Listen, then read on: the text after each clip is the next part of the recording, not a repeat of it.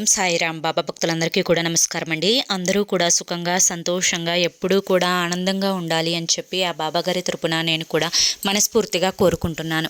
ఈరోజు బాబాగారు అందించే సందేశం ఏంటి అంటే కనుక, తల్లి, నీకు తెలియకుండా ఒక వ్యక్తి నిన్ను చాటుగా ప్రాణంగా ప్రేమిస్తున్నాడు. అతని పేరుతో సహా చెప్తాను, నేను ప్రూఫ్స్తో సహా నీకు చూపిస్తాను. ఇది చాలా రోజుల తతంగమే తల్లి అని చెప్పి ఏదో తెలియని సందేశంతో ఈరోజు బాబాగారు మన ముందుకు వచ్చారండి. మరి బాబాగారు ఏ సందేశం చెప్పినా కూడా అది మన మంచి కోసమే, మన భవిష్యత్తు కోసమే అని చెప్పి మనందరికీ కూడా తెలిసిన విషయమే కదా.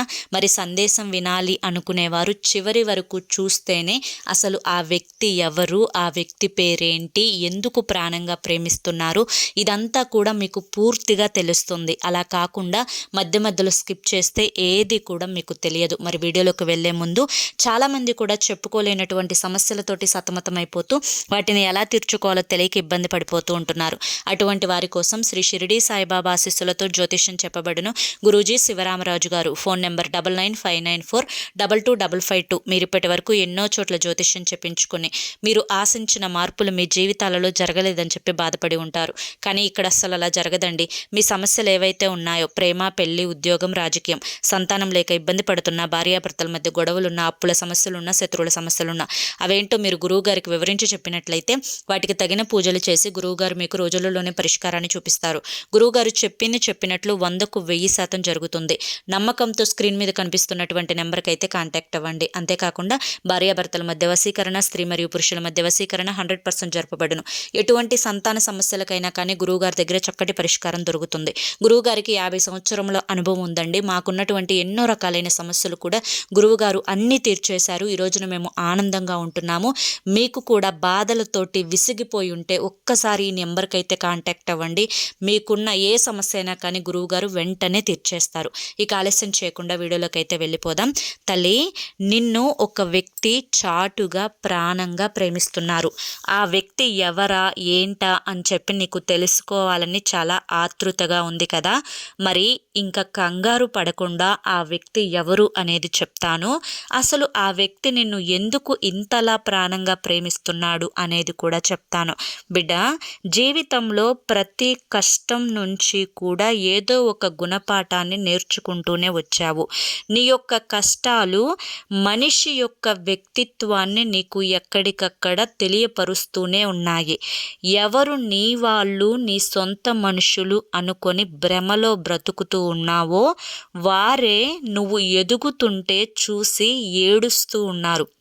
అలాగే నువ్వు ఒక మెట్టు పైన ఉంటే ఎలాగైనా కానీ నిన్ను కిందకి లాగాలి అని చెప్పి విశ్వ ప్రయత్నం చేస్తూ ఉన్నారు.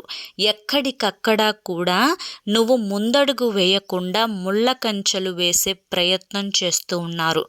ఇలా ప్రతి ఒక్కరి ఏడుపు నుంచి కూడా వీరు నా నుంచి ఈ విధంగా కోరుకుంటున్నారా, నా పతనాన్ని కోరుకుంటున్నారా, ఇంతకాలం నేను వీరిన ఇంతగా ఇష్టపడింది, ఇంతగా నమ్మింది, ఇంతగా ప్రాణంగా ప్రేమించింది అని చెప్పి మనసుకు ఎన్నోసార్లు నువ్వు సర్ది చెప్పుకొని 4 గోడల మధ్య ఒంటరితనాన్ని అనుభవిస్తూ నీ కళ్ళ నీళ్లు నువ్వు తుడుచుకుంటూ నీకు నువ్వే ధైర్యాన్ని చెప్పుకుంటూ ఈ జీవితంలో నాకు నేనే ఒంటరిని, నాకంటూ ఎవ్వరూ కూడా లేరు, నన్ను ఓదార్చేవారు లేరు, నా కన్నీటిని తుడిచేవారు లేరు, నాకు కష్టం వస్తే కాసేపు సమయాన్ని నా కోసం కేటాయించి నా కష్టాన్ని వినేవారు కూడా ఎవరూ లేరు, ఏ ఆపద వచ్చినా కష్టం వచ్చినా ఒంటరిగానే అనుభవిస్తున్నాను బాబా.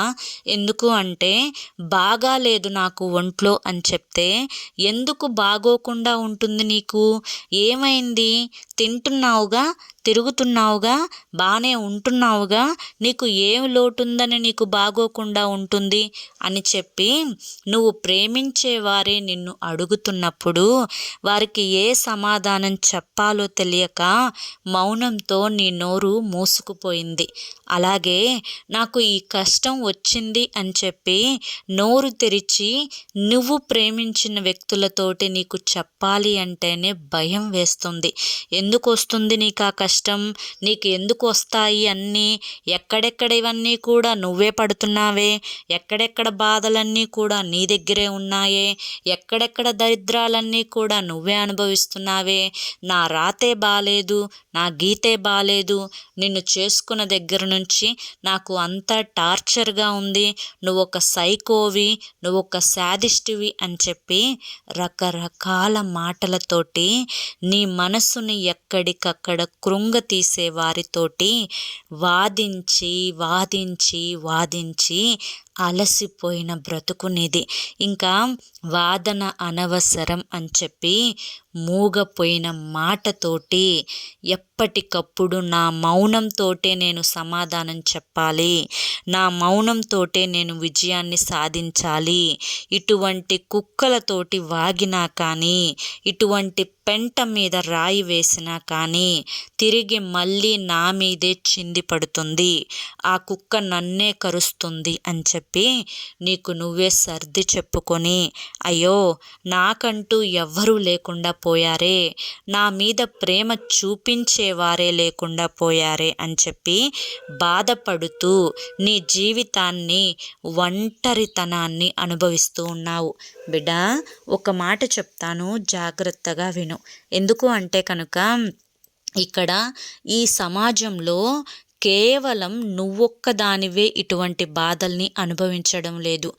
ప్రతి కుటుంబంలో ఎవరికైతే మంచి మనసు ఉంటుందో, ఎవరు అయితే ఇది నా కుటుంబం, నా వాళ్ళు క్షేమంగా ఉండాలి అని చెప్పి వారి కోసం ఏదైనా కానీ చేయటానికి సిద్ధంగా ఉంటున్న వారెవరైతే ఉన్నారో అటువంటి ప్రతి ఒక్కరూ కూడా ఈ బాధలన్నింటినీ అనుభవిస్తూ ఉన్నారు.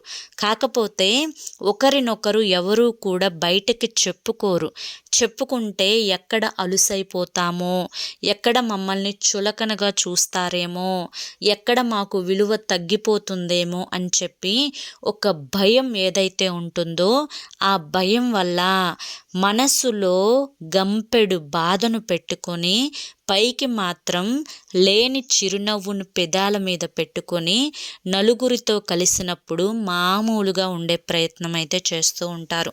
ఏది ఏమైనప్పటికీ కూడాను ఒక్క మాట చెప్తాను, ఇక్కడ ఈ భూమి మీద ఒకరికి ఒకరు ఎవ్వరూ శాశ్వతం కాదు.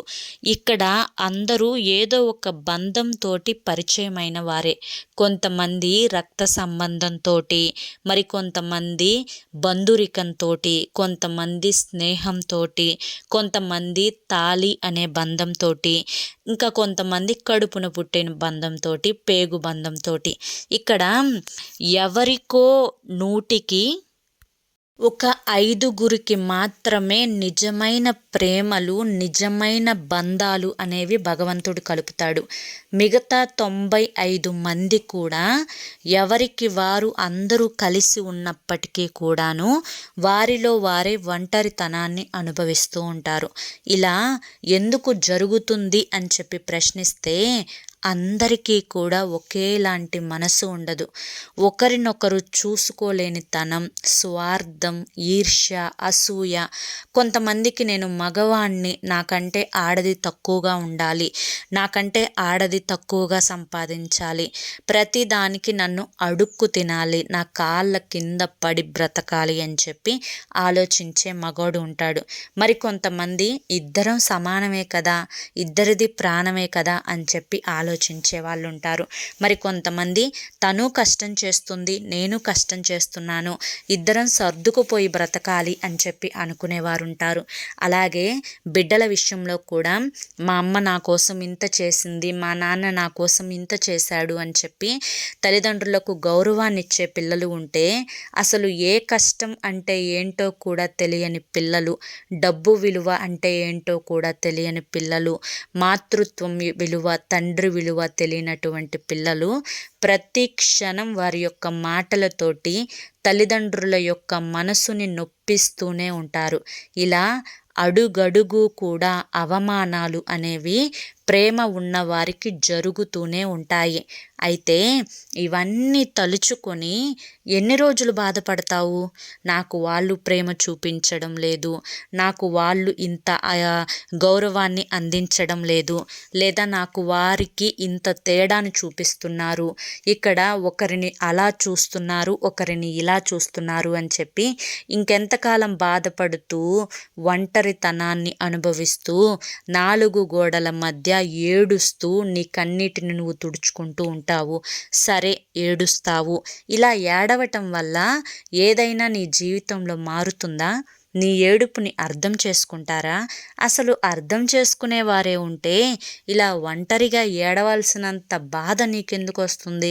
మరి అర్థం చేసుకోలేని వారి కోసం ఇంత ఆలోచన, ఇంత సమయం వృధా, ఇంత బాధ, ఇవన్నీ కూడా అవసరమా చెప్పు?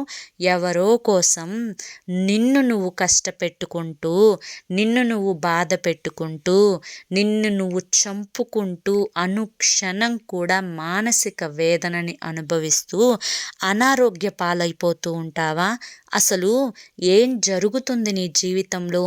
ఇంత జరుగుతున్నా కూడా ఎక్కడో ఒక రకమైన మానసిక ప్రశాంతత, ఎక్కడో నీకు అలసిపోయి చెమటలు కక్కుతున్న నీ శరీరానికి ఒక చల్లటి గాలి తగిలితే ఎంత హాయిగా ఉంటుందో అంత హాయి అయినటువంటి భావన, ఎక్కడో కాస్తో కూస్తో కొంచెం ప్రశాంతత కలుగుతుంది అంటే అది ఆ వ్యక్తి వల్లే. ఇంతకు అలా నిన్ను చాటుగా ప్రాణంగా ప్రేమిస్తున్నటువంటి వ్యక్తి ఎవరో చెప్పమంటావా? అది నేనే తల్లి. ఎందుకు అంటే నీ వెన్నంటే ఉండి నీ యొక్క ప్రతి బాధను, ప్రతి కష్టాన్ని కూడా నేను చూస్తూనే ఉన్నాను.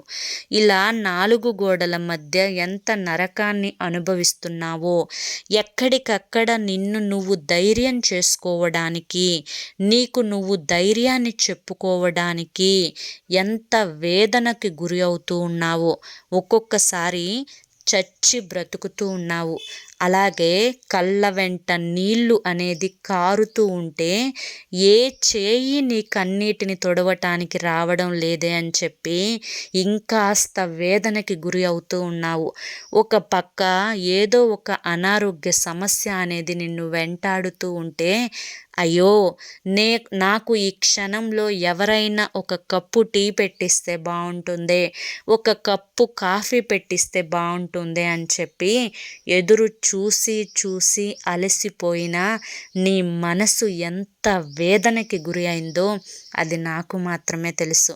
బిడ్డ, నీవు ఎవరైతే నీ యొక్క జీవిత భాగస్వామి నిన్ను ప్రాణంగా ప్రేమించాలి అనుకుంటున్నావో, నీ యొక్క ప్రతి కష్టంలోనూ, ప్రతి ఒక్క ఆపదలోనూ నీతో స్నేహంగా ఉండాలి, నీకు మంచి చెడు ప్రతీదీ కూడా నీతో చెప్పాలి, నీకు అన్నీ కూడా పంచుకోవాలి, నీ మనసు సంతోషపడే విధంగా తన యొక్క మాట తీరు ఉండాలి అని చెప్పి నువ్వు అనుకుంటూ ఉన్నావో, అతని నుంచి ఏది కూడా నీ యొక్క ఆశకు తగినట్లుగా తన ప్రవర్తన లేకపోవడంతో అలసిపోయి చూసి చూసి విసుగిపోయి చివరకు మనసుని చంపుకొని ఏం మాట్లాడాలో అర్థం కాక, ఏది మాట్లాడితే అది ఎక్కడికి వెళ్తుందో, ఆ మాటను ఎక్కడికి తీసుకొని వెళ్తారో తెలియక, అసలు ఏం చెయ్యాలో కూడా దిక్కుతోచని పరిస్థితి నుంచి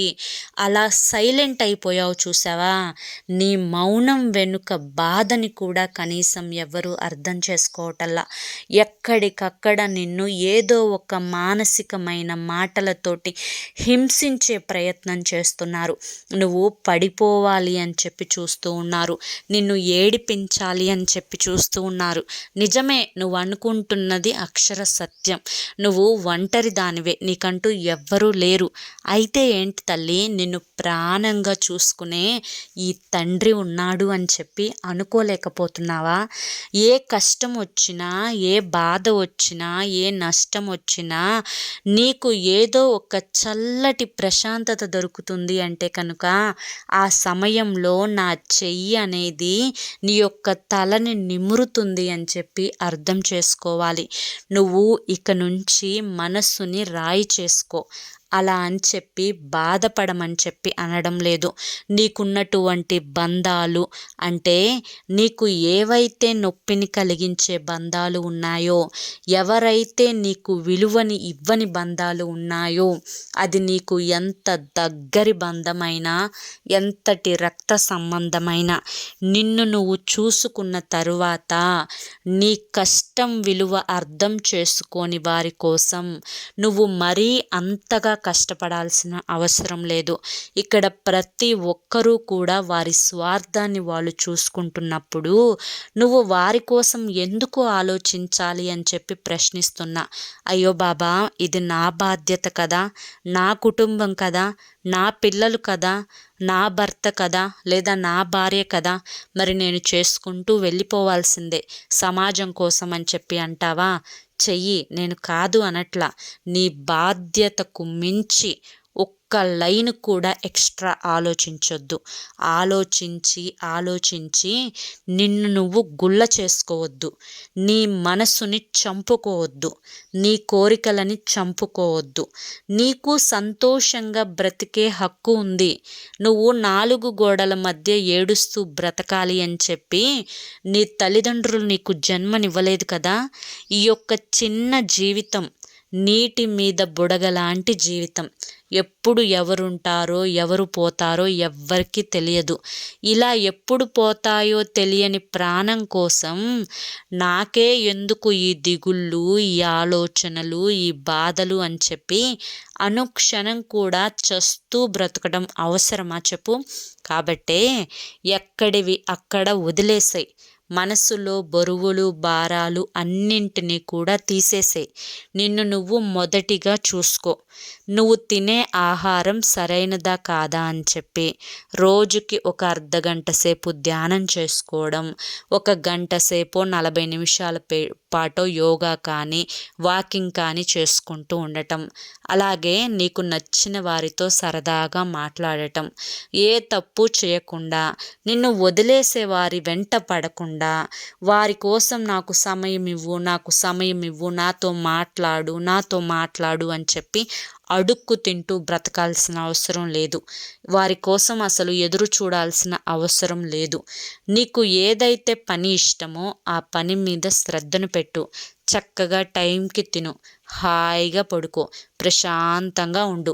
నీ బాధ్యతను నువ్వు చూసుకో. అంతేకాని మనసుని చంపుకొని ఎమోషన్స్ పెట్టుకుంటూ ఆ యొక్క ఎమోషన్స్ అనే చెత్తను గుండెల్లో నింపుకుంటూ రోజుకు కూడా బరువెక్కిపోతున్న నీ గుండెతోటి ఇటు సరిగ్గా నిద్రపోలేకపోతున్నావు, ఇటు సరిగ్గా ఏ పని చేయలేకపోతున్నావు, మనసుని ఎక్కడా లగ్నం చేయలేకపోతున్నావు, ఒంటరిగా ఏడుస్తూ ఉన్నావు. ఇలా చేయడం వల్ల నీవే ఎంత నష్టాన్ని చేసుకుంటున్నావో, నీకు నువ్వే ఎంత కష్టాన్ని కొని తెచ్చుకుంటున్నావో అది నీకు అర్థం కావడం లేదు. బిడ్డ, ప్రతీదీ కూడా నేను గమనిస్తున్నప్పుడు ఇప్పుడు నీ జీవితంలో జరిగినవన్నీ కూడా నేను చెప్పాను కదా, నీకు నేను సాక్ష్యంతో సహా కళ్ళకు కట్టినట్లు చూపించాను కదా. మరి ఇప్పటికైనా నమ్మవా నేను నీ వెంటే ఉన్నాను అని? ఎవరో ఏదో అనుకుంటారు అని చెప్పి ఒకరి కోసం నీ జీవితాన్ని త్యాగం చేయాల్సిన అవసరం లేదు. ఇక్కడ నీ జీవితం నువ్వు ఒంటరిగా ఉన్నా సంతోషంగా ఉండాలి అనుకుంటే ఉండగలుగుతావు. అలాగే నలుగురిలో ఉన్న బాధపడాలి అనుకుంటే బాధపడతావు. ఇక్కడ నీ మనసు ఏదైతే ఉందో దాన్ని మార్చుకునే ప్రయత్నం చేయి. ఎదుటి వారిని మార్చే ప్రయత్నం చేయడం వల్ల నీ యొక్క సమయం, మనశ్శాంతి, ఆలోచన అన్నీ కూడా వృధా అయిపోతాయి. అదే నిన్ను నువ్వు మార్చుకుంటే నువ్వు ప్రతి క్షణం సంతోషంగా బ్రతకవచ్చు, ప్రతి క్షణం ఆనందంగా బ్రతకవచ్చు.